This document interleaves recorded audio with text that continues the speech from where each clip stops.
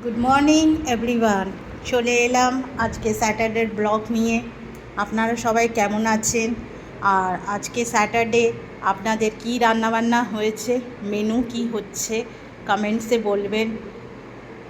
আর আজকে তো বাবার বার আছে, মানে বড় ঠাকুরের পূজাও আছে, তো কারা কারা আজকে দিন নিরামিষ খান সেটাও কমেন্টসে বলবেন।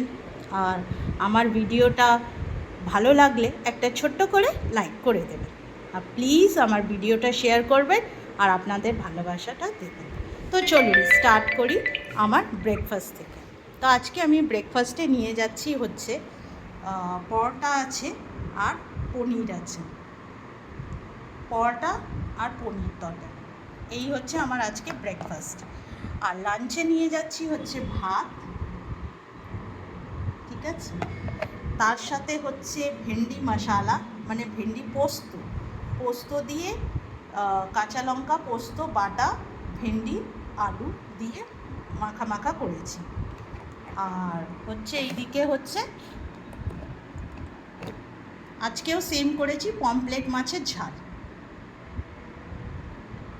এই রান্নাই আমার রাতেও চলবে, রাতেও হয়েছে ভেন্ডি মশালা রাতের জন্য, বর এসে খাবে, এইটাই, বেশি কিছু রান্না করিনি।